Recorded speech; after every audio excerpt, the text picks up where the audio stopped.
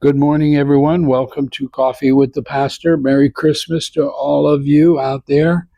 Um, I want to talk about as we're finishing up our conversation on the window we're in, the time frame we're in, that we need to be spiritual Bedouins. Now, let me explain that. A Bedouin, if you still go to the Middle East today, you'll see the Bedouin tents out in the desert. You'll see donkeys. The little boys attending the sheep will have a donkey, but dad's has a Toyota pickup, sitting out by the tent. But the Bedouins still migrate all over the desert. And when it's time to go, they pack up and they move to another place. And we have to be in that, like a spiritual Bedouin, that we're traveling light, and that when the Lord tells us to do something, we can do it. We are not encumbered and weighed down by all the things of this world.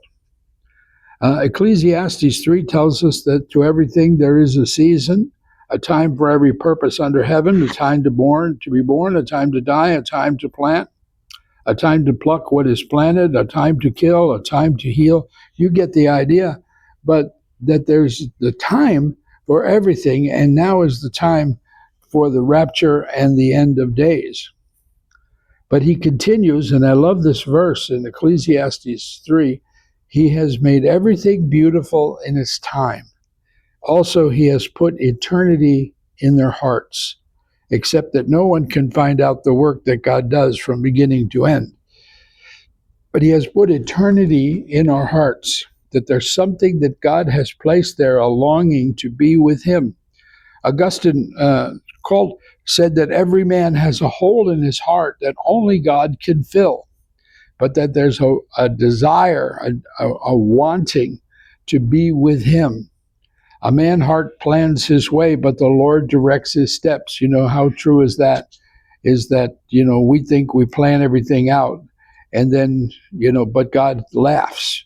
He who sits in the heavens, Psalm 2 says, he who sits in the heavens laughs, because we plan everything out. We want to the nth degree, and then God says, "No, watch. I'm gonna do something here. Trust in the Lord with all your heart, and lean not on your own understanding. In all your ways acknowledge him, and he shall direct your paths. Do not be wise in your own eyes. Fear the Lord and depart from evil. It will be health to your flesh and strength to your bones." 2 Timothy, Paul writes to Timothy, "Be ready in season and out of season."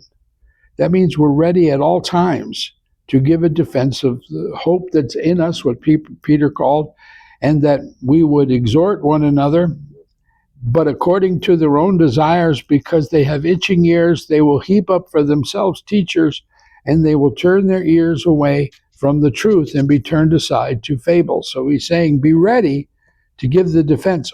Know the word.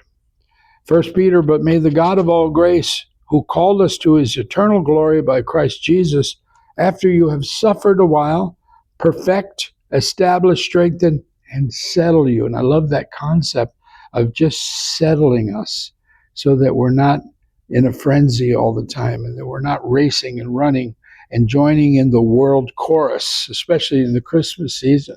There's just so much going on that we want to do. In 1 Timothy, and I'll end here, it says, "Be diligent to these matters. Give yourself wholly to them, so that everyone may see your progress. Watch your life and doctrines closely. Persevere in them." It means be steadfast. Stay tight to them, because if you do, you will save both yourself and your hearers. God bless you, and that rejoice and relax in this Christmas season.